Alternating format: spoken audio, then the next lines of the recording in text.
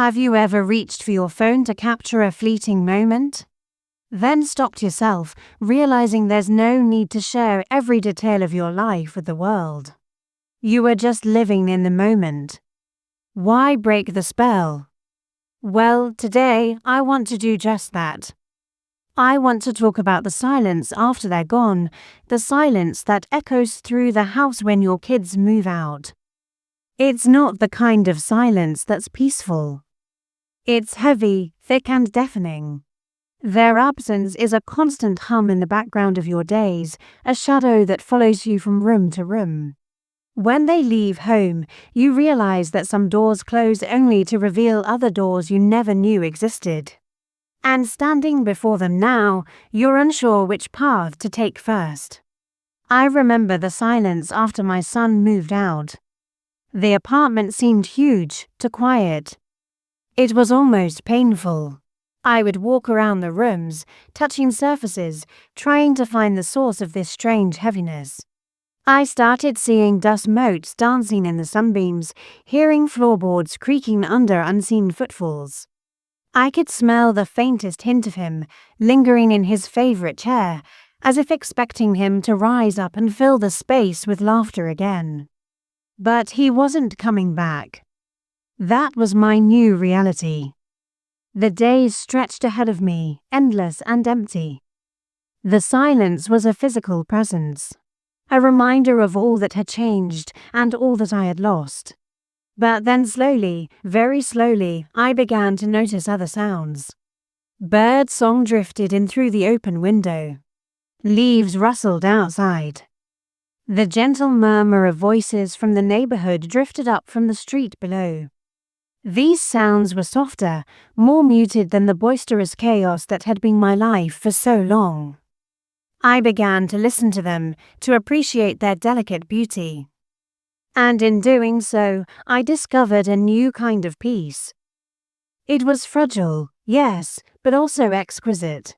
Like a rare wildflower blooming in the cracks of an old stone wall. After my son left, I found myself spending a lot of time alone, eating meals by myself, watching TV alone, sleeping in a big empty bed. At first, I hated it. I missed his company, our conversations, the sound of his laughter echoing through the house. His absence was a constant ache in my chest, a void that nothing seemed to fill. I tried to distract myself with work, with hobbies, with friends. But no matter what I did, the feeling of emptiness lingered. It followed me everywhere like a dark cloud, making even the brightest days feel grey. One day, I was going through some old photo albums. I came across pictures of my son as a baby, his first steps, his first day of school. I smiled, my heart aching with a deep, primal kind of love. In that moment, I realized that my identity wasn't solely tied to being a mom. I was also a person with my own interests, dreams, and aspiration. Of course, motherhood had always been a part of me, but it wasn't everything. The silence after they're gone isn't just about the noise, or rather the lack of it. It's also about the cacophony of emotions that fills the void. It's about rediscovering who you are outside the role of being a mom or dad. It's about finding your voice again and embracing the journey of self-discovery. Sure, it's scary.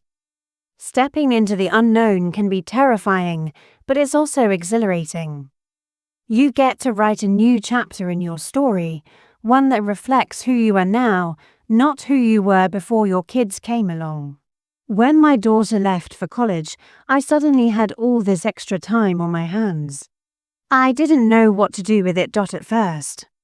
I spent a lot of time sitting around the house, staring into space, waiting for someone to tell me what to do. But no one did. And so I started making my own plans, things that I wanted to do, places I wanted to see, books I wanted to read. It was a slow process, but gradually I began to fill my days with activities that brought me joy.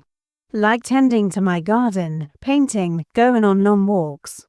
And I'll admit, I even started taking classes, learning new skills, meeting new people. It was a world away from the routine of school runs and soccer practice, but it was mine. I loved it. The silence after they're gone isn't just about the noise.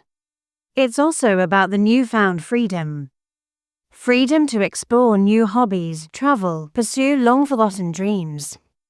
It's a chance to reinvent yourself, to become whoever you've been wanting to be for years. Sure, it might be a little scary at first, but isn't that the point? Growth often happens outside our comfort zones. So don't be afraid to step into the unknown. Who knows what treasures you might find there? In the beginning, I felt lost. All my days were filled with the routines of raising kids. Now those routines were gone, replaced by an unsettling quiet. I missed the familiar chaos, the sound of little feet running around the house, the laughter and the games. Most of all, I missed the sense of purpose that came with being a mother. My kids were my whole world. And now that they were out exploring theirs, I was left in this in-between space, unsure of where to put my energy, unsure of who I was without the title of mother. For weeks, I walked around in a fog, my mind filled with doubts. Was I still the same person? Had I been so consumed by motherhood that I'd forgotten about my own dreams, my own aspiration? The silence echoed these questions back at me, amplifying my fears. But as the days turned into weeks and the weeks into months, something shifted within me. The questions became affirmations. I started to remember who I was, not just a mom, but a painter, a gardener, a writer. The silence no longer felt empty. It was filled with possibilities. It was a canvas upon which I could paint my next masterpiece. As the days passed, I began to feel an overwhelming sense of loneliness. It was a feeling I hadn't experienced before. I was surrounded by people who cared about me, friends and neighbors, even colleagues at work. But none of them truly understood what I was going through. They offered their condolences, their words well-meaning but empty. No one could truly comprehend the depth of my sorrow. It felt as though a part of my soul was missing, leaving behind a gaping wound that refused to heal. And then one day, as I sat in my quiet, empty house, it hit me. I wasn't lonely. I was simply alone. And there's a vast difference between the two. Solitude is a choice, a conscious decision to be by oneself. It's about finding comfort in your own company. And as I embraced this truth, something amazing happened. The walls of my house no longer felt like they were closing in on me. Instead, they became the boundaries of my sanctuary. I was free to explore this new phase of my life on my own terms. I could cry if I wanted to, laugh, dance, dream. And in doing so, I discovered a strength within myself I never knew existed. If you're on a similar journey, you're not alone. Join our community here at Elder Inside by subscribing. Every week, we share stories like this that bring comfort, reflection, and healing. As the years went by, I learned to embrace the silence after they're gone. I learned to cherish the solitude, to find joy in the little things, to laugh at my own jokes and cry at my own sadness. I learned to be comfortable in my own company. And in doing so, I discovered a strength, a resilience, a wisdom that comes with age and understanding. Now, when I look back, I don't see a time of loss, but a time of growth, a shedding of old skin to reveal a stronger, wiser version of myself.